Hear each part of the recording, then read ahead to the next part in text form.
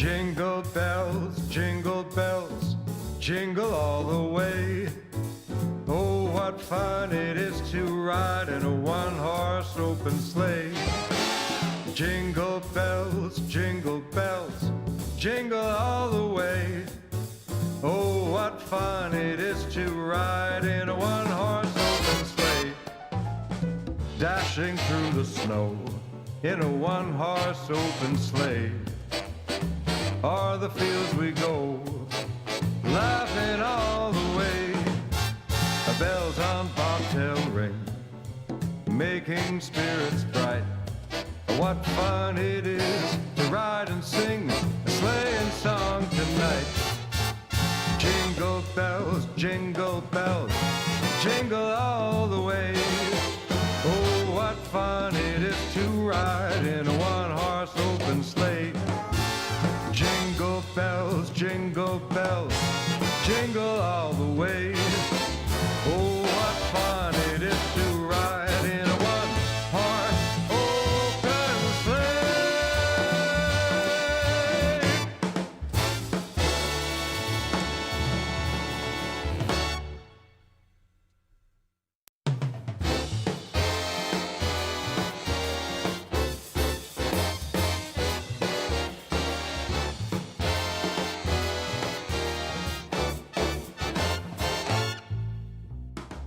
Why do I feel so happy?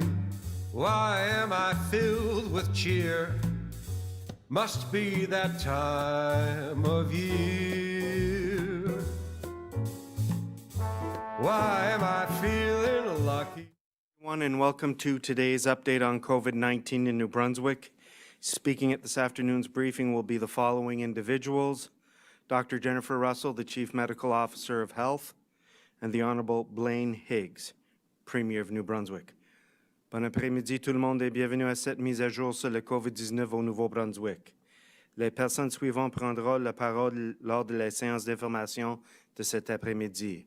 Le Dr. Jennifer Russell, médecin hygiéniste en chef, et le Premier ministre de Nouveau-Brunswick, l'Honorable Blaine Higgs.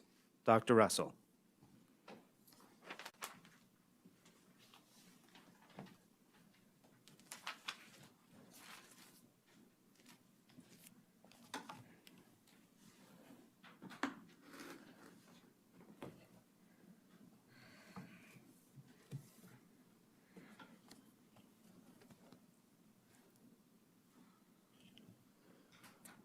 Thank you, Bruce. Merci. Bonjour à toutes et à tous. Good afternoon, everyone. Aujourd'hui, je discuterai des points suivants: l'éclosion au complexe Parkland St. John, l'éclosion dans la zone 4, soit la région d'Edmundston et de Grand-Sault, la façon de bien s'auto-isoler, l'importance de limiter les contacts étroits à sa liste des mêmes 20 et la première étape de notre programme d'immunisation contre la COVID-19. Today, I will be reporting on the Parkland St. John outbreak, the outbreak in Zone 4, which is the Edmundston-Grand Falls region, how to self-isolate safely, the importance of everyone keeping to their steady 20 personal contacts, and the first stage of our COVID-19 immunization program. Another round of testing of Parkland St. John's Tucker Hall residents and employees was recently completed, and the results were that only one employee tested positive during that round, but another round of testing is going to be occurring today for employees and residents of Sims Court today. Therefore, to date, there are 20 confirmed cases at Parkland St. John, 8 employees, 1 non-Shanix employee, and 11 residents. Vendredi dernier, le cabinet a approuvé la recommandation de santé publique que la zone 4 retourne en phase d'alerte orange du plan de rétablissement. Nous sommes grandement préoccupés par l'éclosion à l'hôpital régional d'Edmundston et par la possibilité que le virus se répande dans l'ensemble de la collectivité. Jusqu'à présent, 13 cas sont liés à cette éclosion. Nous surveillons de près ce qui se passe dans la zone 4 et sommes encouragés par le fait que le virus ne se soit pas répandu davantage dans la région. Over the next several days, we will see how effective these measures have been in controlling the spread of COVID-19. I am very appreciative of the support the residents of Zone 4 have given to public health measures. Everyone who wears a mask in public places, practices physical distancing, and seeks testing for symptoms, no matter how mild they may seem, is playing a vital role in limiting the scope and duration of this outbreak. The staff at the Edmundston Regional Hospital are engaged in heroic efforts to treat COVID-19 patients and control the outbreak. They deserve our appreciation and support. I ask that the people of Zone 4 remain vigilant so we can return that area to the yellow level of recovery as quickly as possible. Je demande aux gens de la Zone 4 à continuer à faire preuve de vigilance afin que la région puisse retourner à la phase d'alerte jaune du plan de rétablissement le plus rapidement possible.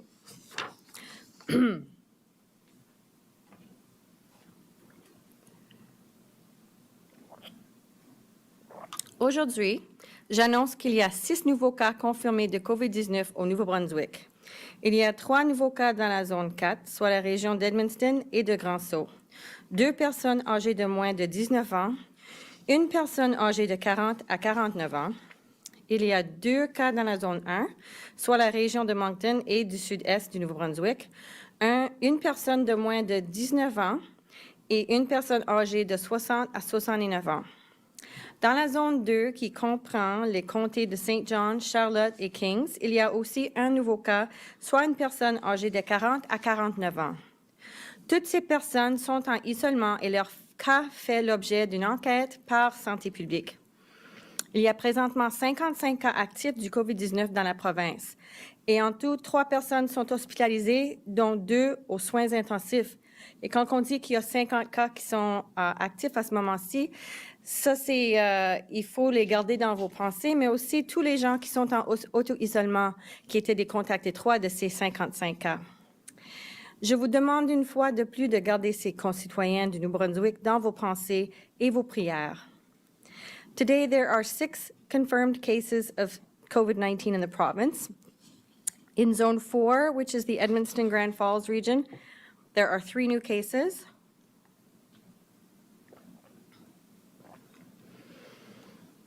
Two individuals under the age of 19, 1 individual aged 40 to 49, 1 in Zone 1, which is Moncton and, 2 new cases in Zone 1, which is the Moncton and Southeast New Brunswick area, 1 individual under the age of 19, 1 individual aged 60 to 69. There is also 1 new case in Zone 2, which is Saint John, Charlotte, and Kings counties, involving an individual aged 40 to 49.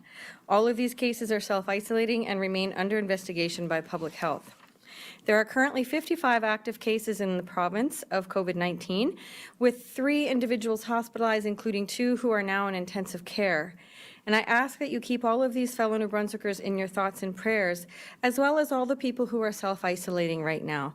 If you do the math, there are many people who will be self-isolating over the holidays, and so please reach out to them and offer them your support. After the year we have all had, I'm sure that everyone is looking forward to the holidays, and many of you may be wondering what to give your loved ones this year for the holidays, and I suggest that the best gift that you can give is the gift of safety. If you are planning to visit with family and friends outside of New Brunswick or are planning to have people visit you here, please ensure that everyone stays safe and healthy and that everyone is following proper self-isolation guidance. You can do that by planning for those 14 days of self-isolation before celebrating with others if a loved one has not yet arrived. And you know, the holiday season, whether you're celebrating Christmas or other celebrations, these may not be happening, but you can still have some other celebrations as long as they're very, very small.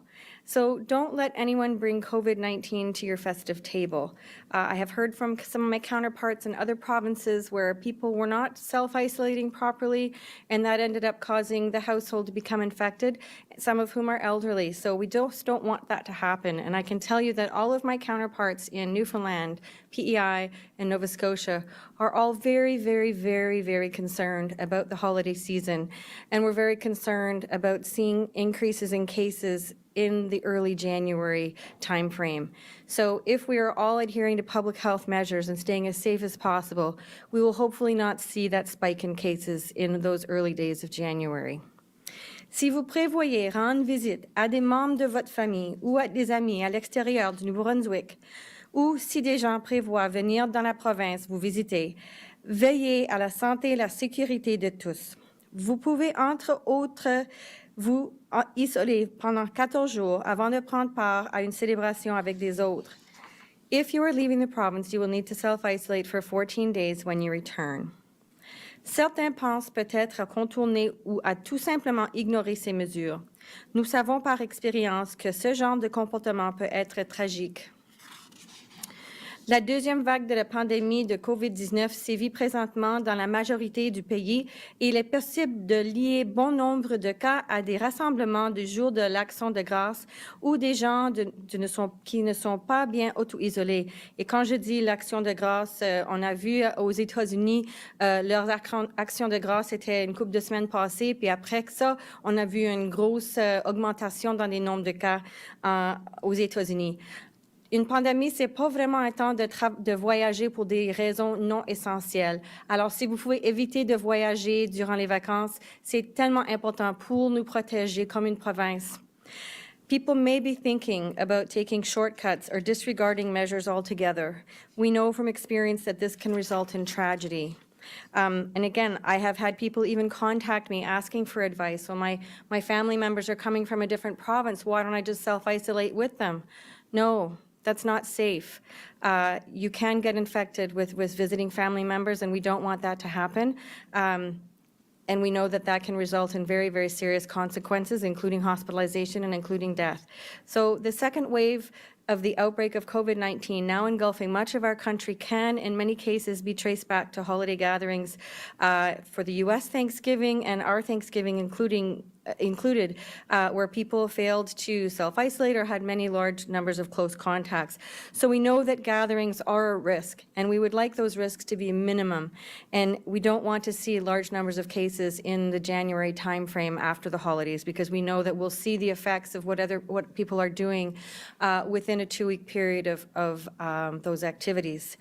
It only takes one case of COVID-19 to start an outbreak. It only takes one case of COVID-19 to spread in a community and have many people affected. And so I implore you, I don't want anyone to get COVID-19. I don't want anybody to be in that position. The most effective way to self-isolate is to completely separate yourself from your loved ones for 14 days. If you can, stay in a rental property or a cottage or a hotel so that you do not have to have contact with others. If you are in the same house, it is very important that you make sure that you're separated from others at all times. There's no hugging, you stay 6 feet apart, you stay in different rooms, you stay in different bedrooms, you do not share a bathroom, you do not share meals together. You disinfect, you wear masks. It's very important. And if you do get symptoms, it's very important to get tested immediately, even if you have very mild symptoms. Please don't take it for granted. If you test negative, you should continue to observe the full isolation period to ensure everyone's safety. Some may believe that self-isolation means spending 2 weeks celebrating with family while the isolating person wears a mask and sits 6 feet away. That is not true. You would increase the risk of infecting your loved ones if you are carrying the virus. So please don't take any chances with COVID-19. It remains very important to keep your number of close contacts low, especially during the holiday period, and I know this is very, very difficult. I don't think we should be celebrating the holiday season the way we normally do. I think that if we're smart and we're wise, that means that when we are able to gather in larger numbers, that we'll all be there to be able to gather together. Stick with your steady 20, keep track of the contacts that you have. Make sure it's the same consistent 20 people, including your household members. When you're not wearing a mask, you're potentially being exposed and you're potentially exposing others. We don't want that to happen. Limit your close contacts. Keep your mask on, and that's going to reduce the spread of infections so that we can avoid a surge of new cases in January. That is the whole point right now. We have some more messages about the vaccine coming up, which is very, very good news, but I don't want anyone to lose sight of the fact that we have to stay vigilant. The entire population in Brunswick won't actually be all vaccinated until later this year, probably within the next 6 to 9 months. So between now and then, we still have to stay vigilant, even for those who do receive the vaccine. Le premier lot de vaccins contre le COVID-19 est arrivé au Nouveau-Brunswick et les premières doses seront administrées en fin de semaine. C'est une situation très historique. Alors, on attend à samedi pour commencer à donner les doses du vaccin. Il s'agit d'une excellente nouvelle, mais il reste encore beaucoup de chemin à parcourir avant que nous puissions revenir à la vie telle qu'elle était avant la pandémie. In the opening weeks of the immunization campaign, the vaccine will be provided to those at greatest risk from the disease. And really and truly, the highest risk people, as you know, are residents who are in nursing homes, adult residential facilities, elderly, and frontline healthcare workers. So what we also know is that in the early days of our vaccine rollout, within the first 3 to 6 months, there won't be large numbers of doses available, not like our flu vaccine where we have about 350,000 doses. They come in a short period of time, they're given in a short period of time, and everything's done. Because these are new vaccines, we won't be getting a big, large amount of vaccines at once. And because there are many different kinds and they're complex in terms of the needs for transportation and storage, that is going to be why we have to prioritize very carefully what happens in those first 3 to 6 months. But certainly by that 6-month mark, we will get larger amounts of doses, more like the flu vaccine campaigns, and so the majority of the population at that time would be able to get vaccinated. But in the meantime, we're going to focus on our high priority groups with the small numbers of doses that we're going to be getting early on. So it'll be several months before the vaccine will be available to everyone who wants it, and my understanding based on information today is that all those who want to be vaccinated will be able to be vaccinated. I won't be among the first to receive that vaccine. I will take it when those most at risk have already been vaccinated, and I'll wait my turn where I fall in that priority, in those priority lists. And I'm not going to tell you my age because it does go by age. So protecting those in greatest need has been our objective throughout this pandemic, and this will continue to be our goal in the months ahead. Even with this beacon of hope, the holidays this year will not be what we are accustomed to. And when I think of the holidays and I think about what all families do with respect to their traditions, whatever those may be, whether it's around a tree, a dinner table, a church, a religious service, or what have you, many of us will not be able to have our families with us this year. And for many New Brunswickers, this holiday season may be a sad and lonely time. And I think lots of people suffer from mental health issues around the holiday season, regardless of the pandemic, but the pandemic certainly makes it worse. So please look after each other. Even if you can't be together, you can still reach out. You can share the joy of the holiday season and promise that we will all be together when we can have a green holiday, hopefully a year from now. On a personal note, I would like to thank the many New Brunswickers who have sent Christmas wishes to me and my staff. My office has received hundreds of cards and letters from seniors, families, school children, kindergarten classes, Girl Guides, Brownies, Pathfinders, from every corner of New Brunswick. C'est vraiment touchant que des gens de tout alentour du province m'envoient des cartes de Noël, des cartes des gens de toutes les parties du Nouveau-Brunswick, des enfants, des étudiants, des plus âgés. C'est incroyable. C'est vraiment, ça me donne beaucoup de plaisir, ça me donne beaucoup de joie. Et j'ai passé tous les messages à mes staffs aussi. Some of the people in the letters have told me that they felt like I was one of their family over the last 9 months. And honestly, that was really, really touching. So I'm really grateful, and I just want to express my gratitude for everyone who's taken the time to write. Alors, je voulais vraiment remercier tout le monde qui ont pris le temps d'écrire des cartes, qui m'ont envoyé des cartes de Noël. C'est vraiment touchant. Il y a des gens qui ont mentionné qui sentaient que je faisais partie de leur famille.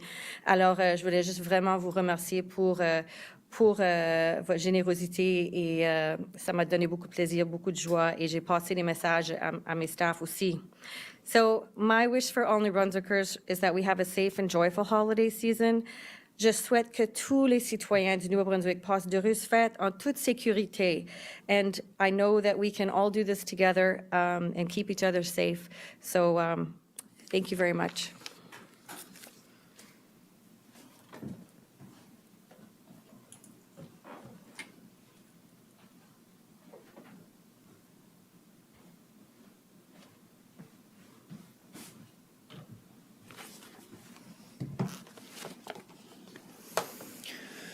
Good afternoon. Bonjour. This weekend, New Brunswick will take a significant step forward in our journey through the COVID-19 pandemic. Beginning on Saturday, we will administer 1,950 doses of the Pfizer-BioNTech vaccine in Miramichi in priority groups that have been identified in our vaccine plan. We have received interest from priority groups across the province, including long-term care staff and residents, people 85 and older, staff from the provincial rapid outbreak management teams who go into the areas that have outbreaks threatening our most vulnerable people. Extramural, ambulance, New Brunswick staff members, healthcare workers, and First Nations nurses. Nursing home residents will be taken to the Miramichi Regional Hospital, and frontline healthcare workers are being given appointments to receive their vaccine. Les résidents de foyer de soins seront conduits à l'hôpital régional de Miramichi et les travailleurs de la santé de première ligne ont des rendez-vous pour recevoir leur vaccin. Residents and staff of Shannock's facilities in the Miramichi area were invited, as were staff of other long-term care facilities and adult residential facilities in the Moncton, Bathurst, and Miramichi regions. Les résidents et le personnel des établissements de Shannock's dans la région de Miramichi ont été invités, ainsi que le personnel d'autres établissements de soins de longue durée et d'autres établissements résidentiels pour adultes de région de Moncton, Bathurst, and Miramichi. We expect to reach 100% capacity at the clinic this weekend and will deliver all of the available doses. Next week, we expect to receive an additional 3,900 doses of the Pfizer-BioNTech vaccine. We will keep 1,950 doses of that shipment in reserve to provide this first group of people with their second dose during the weekend of January 9th and 10th in Miramichi. We will use the remaining 1,950 doses to administer the vaccine to 975 additional people during a clinic that has been organized during the week of December 28th in Moncton, where we also now have a freezer capacity. We will retain the other 975 doses for this group's second dose. We will be contacting people in the identifying priority groups soon to begin setting up appointments at this second clinic, including those who are unable to attend the first clinic. Nous allons bientôt contacter les gens de groupe prioritaire pour commencer à fixer des rendez-vous pour cette deuxième clinique.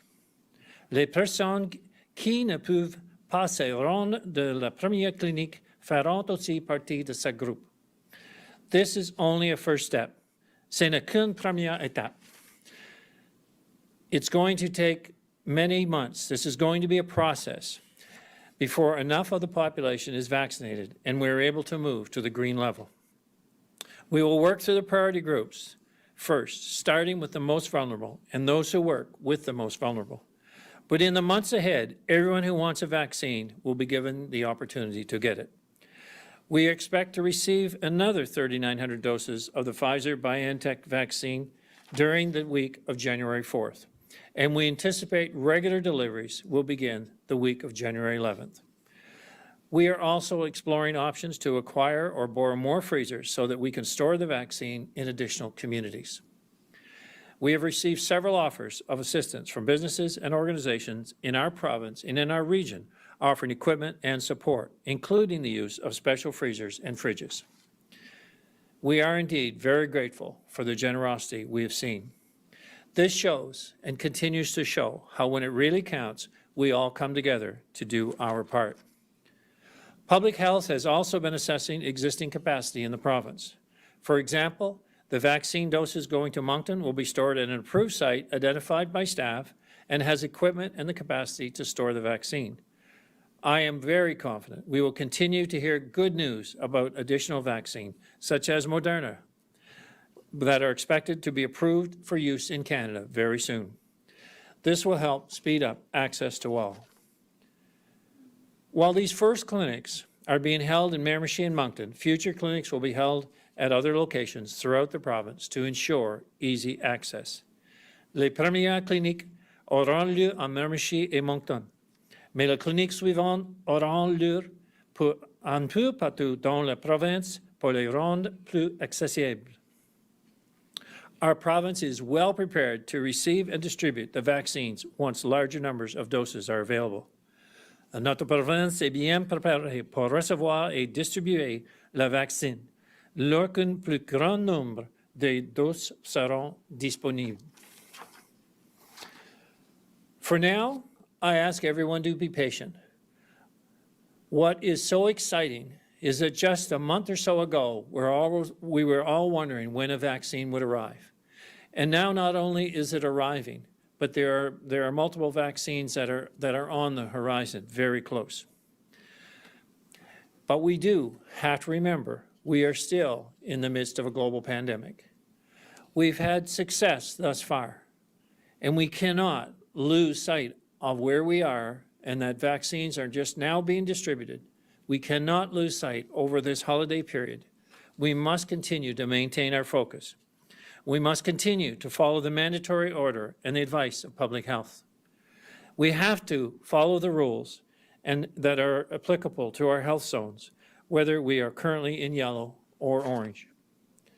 Christmas is just over a week away, and I want to remind everyone that the same rules apply during the holiday season. And I know it's difficult. I know for me and our family, Christmas won't be the same as it has been in past years.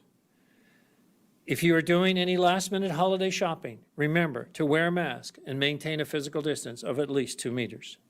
If you have gifts to pick up next week, consider buying local.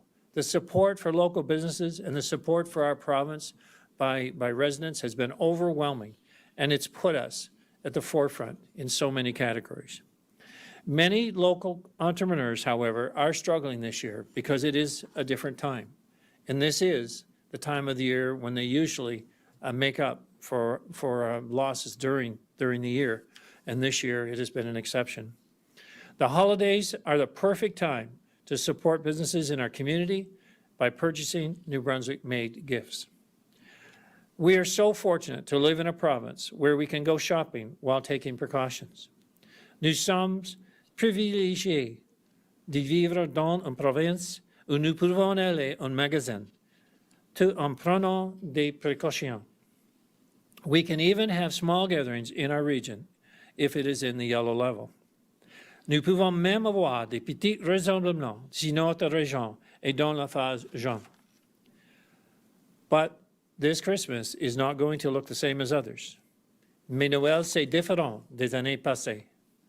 If we don't make changes to our usual celebrations and take precautions over the holidays, we risk a surge of COVID-19 cases in January.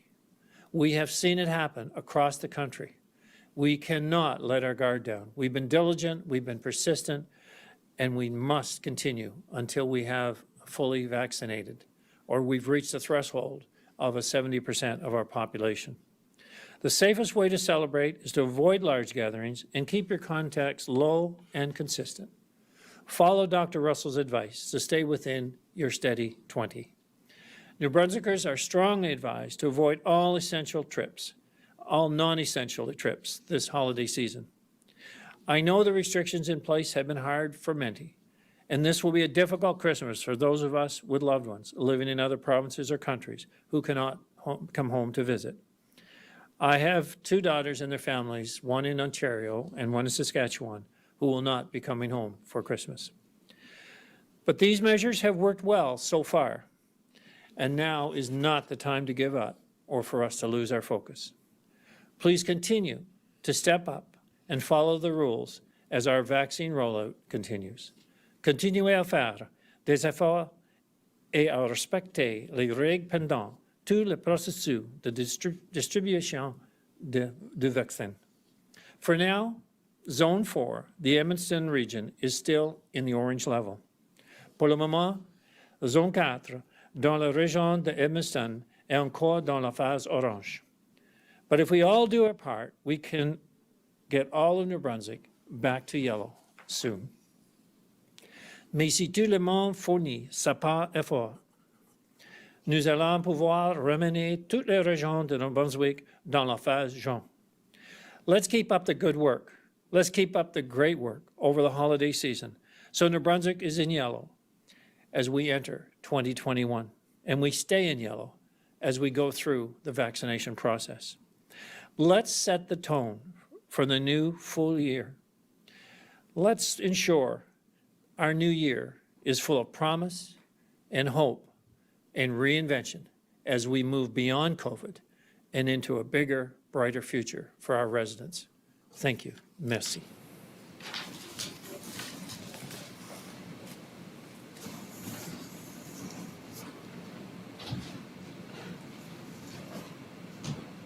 Merci, Monsieur le Premier Ministre, Dr. Russell. Thank you, Premier and Dr. Russell. We'll now proceed with questions from members of the media. You have the right to pose your question in the language of your choice. Each reporter will have one question and a follow-up. Please ensure your microphones are placed on mute. Nous allons maintenant procéder aux questions des journalistes. Vous avez le droit de poser vos questions dans la langue de votre choix. Chaque journaliste peut poser une question et un suivi. Et s'il vous plaît, voulez-vous assurer de désactiver le son de vos micros. Travis Fortnum, Global News. Hi there. I think my first question is best suited for Dr. Russell. Nova Scotia got their first doses of the vaccine on Tuesday as well, but they gave their first shot on Wednesday. I'm just wondering why we waited until Saturday.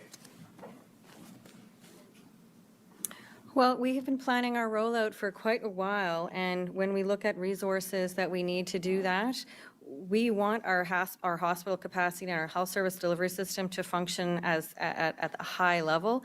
So we know that to take extra staff and time, et cetera, then it's better to do it on a weekend. So that's why we chose the weekend for many logistical and human resource reasons. Thank you, Doctor. Mr. Fortnum, do you have a follow-up? I do. I'm wondering how many people are expected to get the shot on Saturday, or if it will be spread out Saturday and Sunday. My understanding is it's spread out over Saturday and Sunday, and the total number is 1950. Thank you, Mr. Fortnum. David Coach, Times and Transcript. Yes, question for Premier Higgs. A longtime registered nurse told me that as recently as 2005, when she was the immunization nurse for Elsipogtog First Nation, public health refused to vaccinate children from that Indigenous community during routine vaccinations at a public school in Rexton, because Indigenous children, they claimed, were considered federal jurisdiction. Now, the federal government says the provinces and territories are responsible for allocating the vaccine to all those within their jurisdiction, including First Nations. Are you aware of these alleged refusals to vaccinate Indigenous children as recently as 2005, and how will your government ensure First Nations will receive the COVID-19 vaccine? Well, I can't speak to something that happened in 2005, but what I can tell you about the rollout for the COVID-19 vaccine is that we are partnering with our Indigenous communities and making sure, I believe that one of the high priority groups are the nurses that will be vaccinating the Indigenous communities here. So again, I can only speak to what we're doing right now with the COVID-19 vaccine with respect to First Nations. Mr. Coach, do you have a follow-up? Thank you. Respectfully, I was directing the question to Premier Higgs because we have put this question to the Department of Health several times, and I'm wondering if you are aware of these alleged refusals, and if we can get some answers from public health about this episode.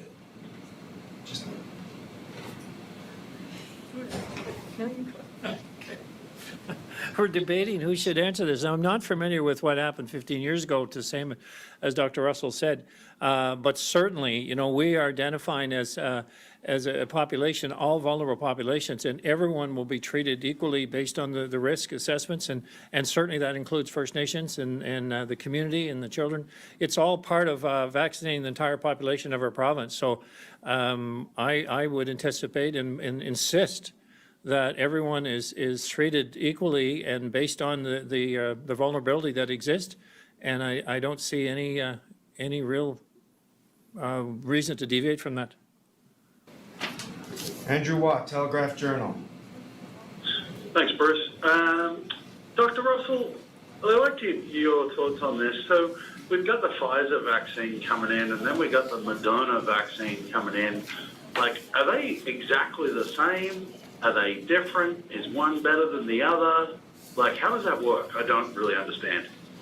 So Moderna and Pfizer vaccines are mRNA vaccines, so they are a new technology in terms of vaccines.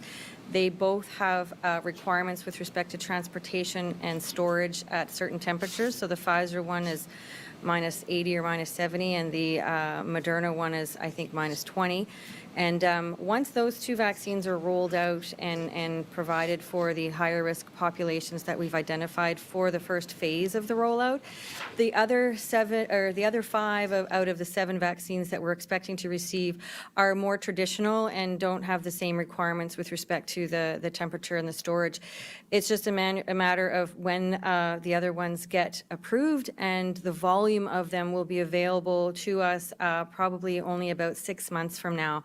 So we're prioritizing the higher risk populations to get the first types of the vaccines, and just to confirm that the Pfizer is one that has to be held at minus 80, and the one Moderna is supposed to be held at minus 20. So those have logistic issues in terms of the transportation and the logistics around where they have to be stored, and what types of populations in terms of their mobility, et cetera, will be accessible. But then once the more traditional vaccines arrive in much larger quantities, because that's the other thing, is the ones that are coming out about 6 months from now are going to be available in much larger quantities.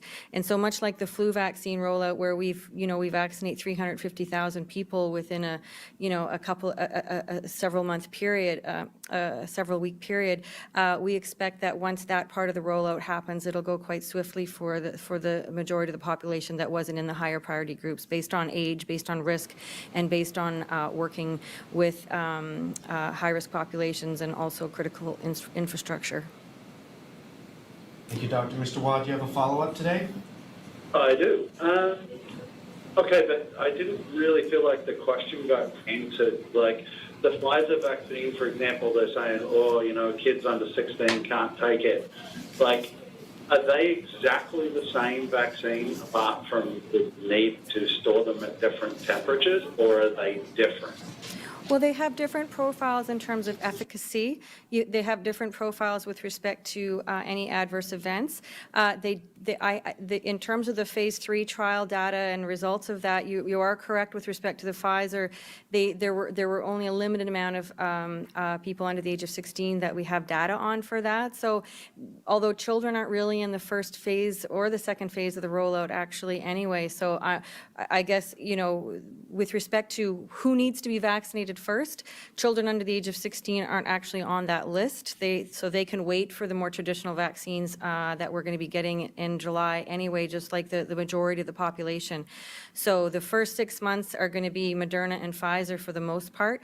And again, small numbers of doses, but we're going to hit the higher risk populations in terms of long-term care facility residents, healthcare workers who work in those facilities, healthcare workers who work with COVID-19 patients in units, and then we'll work our way down that list. But certainly if you're a healthy person and you're not in one of those priority groups and you're under the age of 55, you'll be in that group that will get the bulk of the traditional vaccines probably around the June-July timeframe. Thank you, Doctor. Laura Lyle, CTV. Hi, thank you, Bruce. This question would probably be best for Premier Higgs. Premier Higgs, are you hearing about or people running into or expecting to run into any transportation issues as far as it comes to, when it comes to people going out to get the vaccine in Miramichi? And are there plans to set up clinics like this in other parts of the province apart from Moncton? Yes, there are plans to set up clinics all over the province as the vaccine becomes available. So no one should be concerned about access. And I think this is, in many ways, this is just the first phase in Miramichi, and you can see that what's been put together here on this weekend blitz is really vaccinating, 2,000, almost 2,000 people on Saturday and Sunday, and so it's not just a test and vaccinating 1 or 2 people. It's actually rolling out the vaccine, and as the deliveries come, another location set up in Moncton, as I stated earlier, and then as the other vaccines come and they have other different storage requirements, as discussed with Moderna, it makes it easier to set up other locations throughout the province. So everyone should have a comfort level about vaccines are here, they're rolling out, and we'll administer them as efficiently can, but distribute them throughout the province in centers that people can find easy ways to access. Thank you, Premier Ms. Lyle. Do you have a follow-up? I do, thank you. We've seen some other provincial health agencies name the first person who's going to be receiving the first dose of the vaccine. Does New Brunswick have someone specifically selected to get that first inoculation?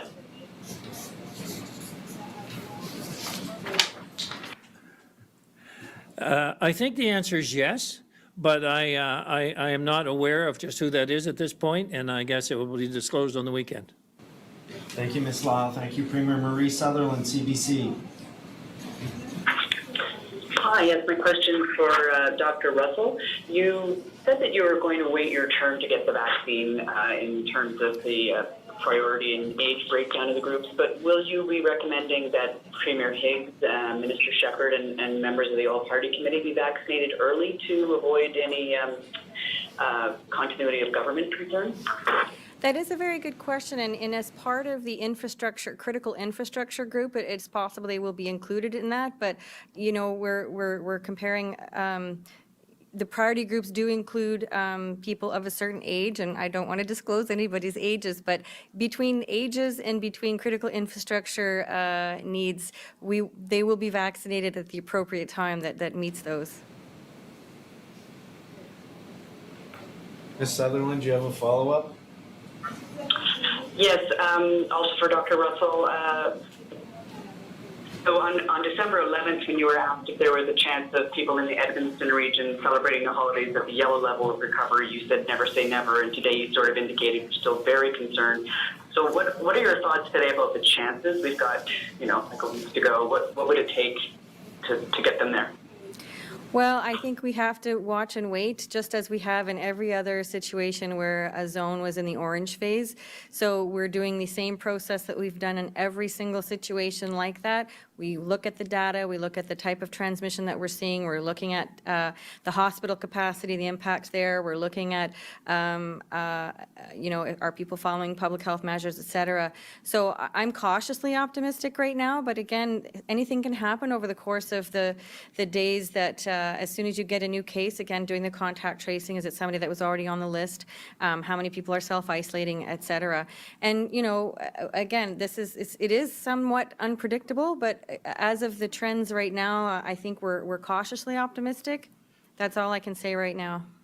Thank you, Ms. Sutherland. Vicky Hogarth, Charlotte County TV. Thank you, Bruce. My question is for Dr. Russell. Dr. Russell, what percentage of New Brunswickers who've been offered the vaccine this weekend agreed to take it, and what has the general feedback been from those who've been offered the opportunity?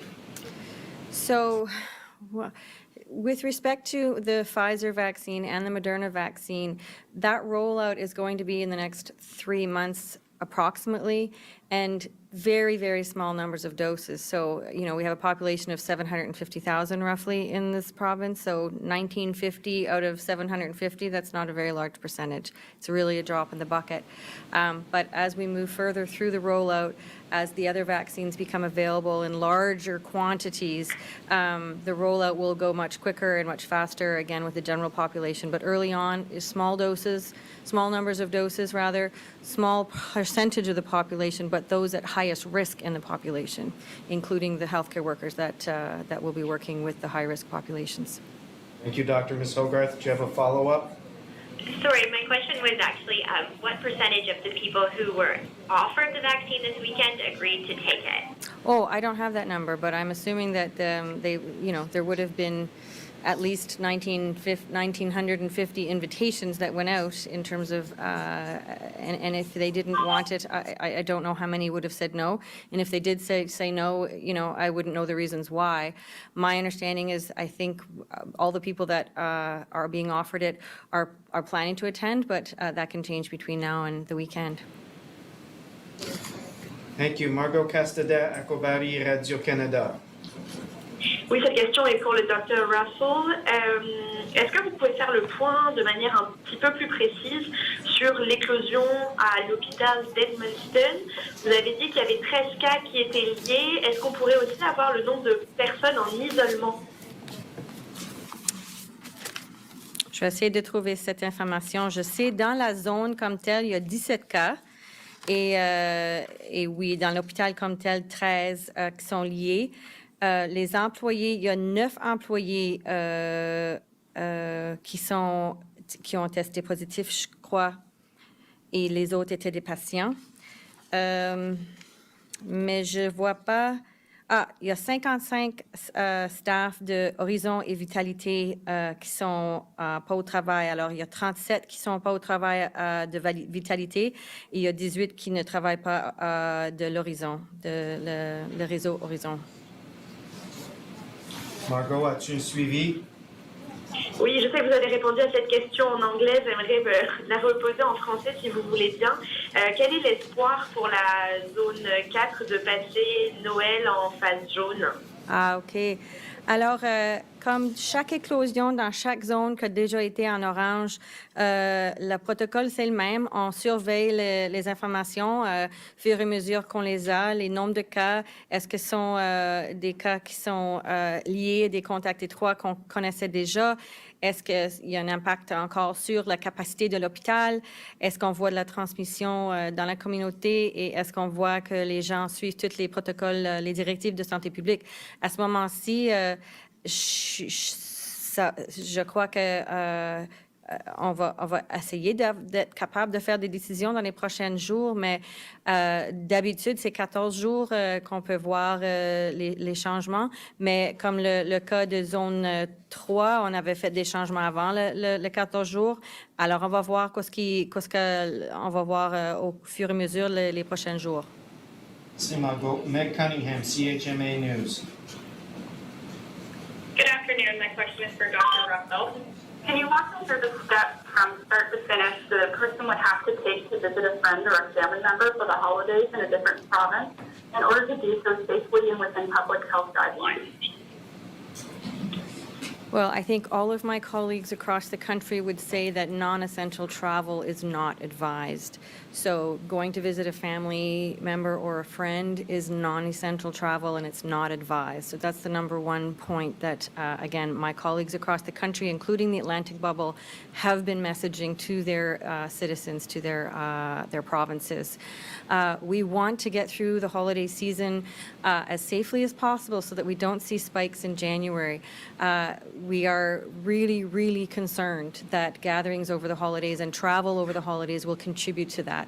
So that's the first and foremost thing, is there are risks right now to traveling because the numbers are so high all across this country and all across the U.S. So there's not really a safe place that you can travel from that we wouldn't be concerned about you arriving here. If you do choose to come to New Brunswick, you need to self-isolate for 14 days, and you need to do that self-isolation as safely as possible. The safest way to do the self-isolation is to rent a place or Airbnb, a hotel or whatever, stay in a location by yourself.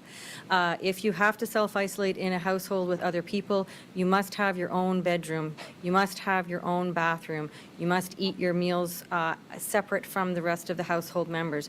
You must stay in a different room from them. You must wear a mask at all time. You must disinfect.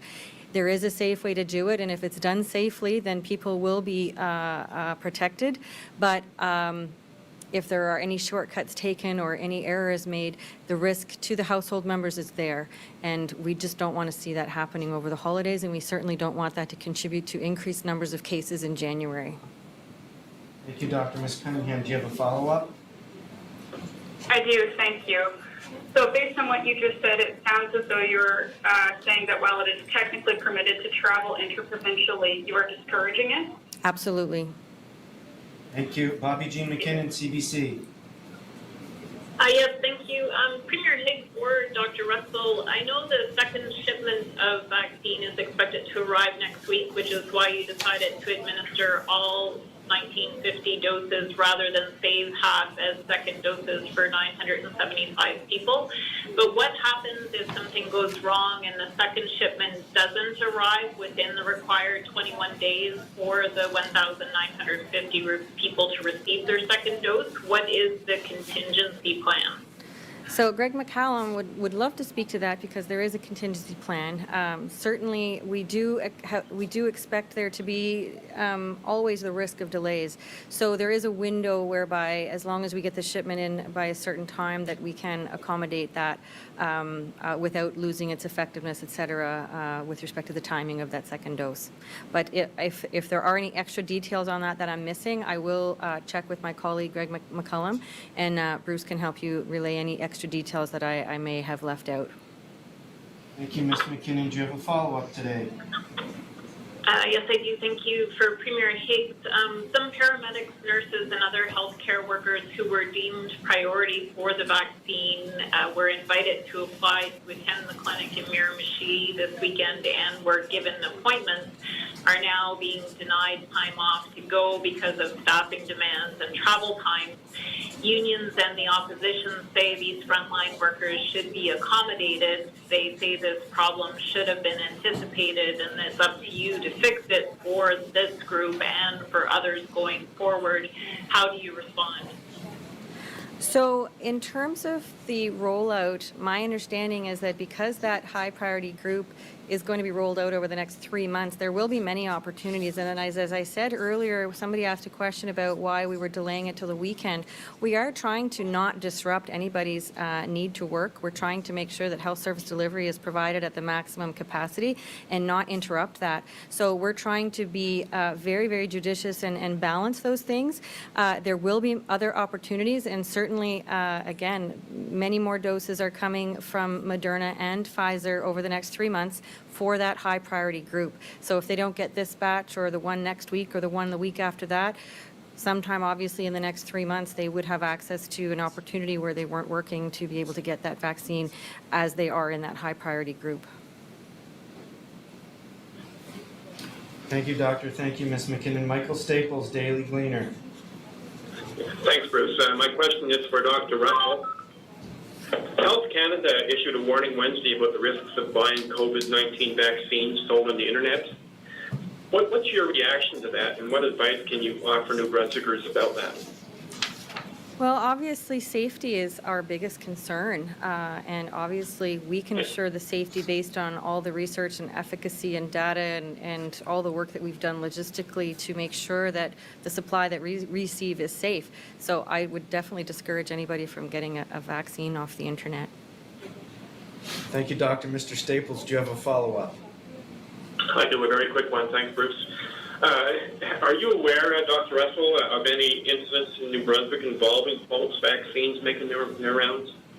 I have not heard of anything like that happening, but obviously that's concerning if it were to happen, and obviously we would be very concerned about what types of things could happen. Thank you, Mr. Staples. Thank you, Dr. Adam Harris, Telegraph Journal. Thanks, Bruce. Question for the Premier.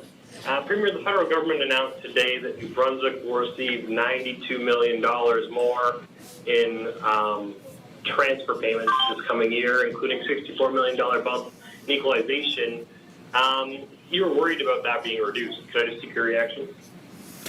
Well, yes, that's exactly right. I was concerned about it being reduced, but not only for particularly this year. I mean, this would seem to be shaping up like an election year, so I wasn't so concerned about it being reduced right at this time.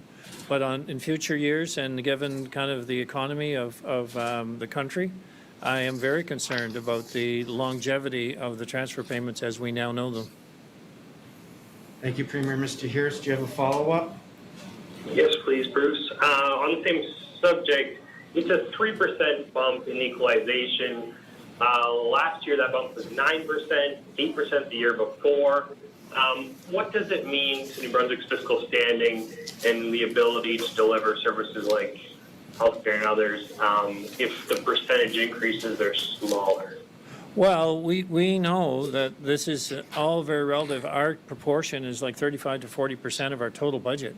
So my point in any discussions that I'm having, you know, whether it be through the negotiation process, is the reality that we must find a way to ensure that our services are continued to be enhanced, not alone be threatened by a lack of financial resources. So it is concerning that if we have provincial costs that grow faster than what this portion of 40% of our budget would be growing. That's why the provinces have been talking about and united on the continuous funding for the health transfers, because we need to get back to a stable funding model that is more representative of what the federal portion should be. And so that's why we've been so insistent there, because we see those escalating costs that are going up faster than the current level of support. And that same logic applies for the equalization payments.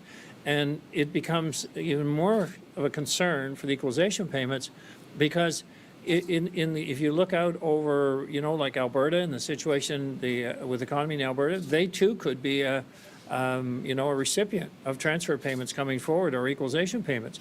That changes the formula dramatically. So if we're not keeping up even today to the inflationary rates, and then you have more recipients involved, then the formula, it becomes very concerning, and that is the longer term view. So looking out over the next several years, not just next year. Thank you, Premier. Ria Fredette, l'Acadie Nouvelle.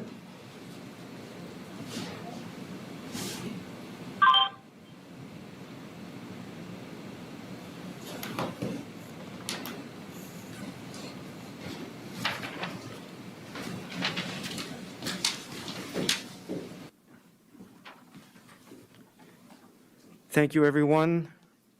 Thank you, everyone. That concludes today's update. Merci beaucoup tout le monde. Cela conclut la séance d'information d'aujourd'hui. Merci.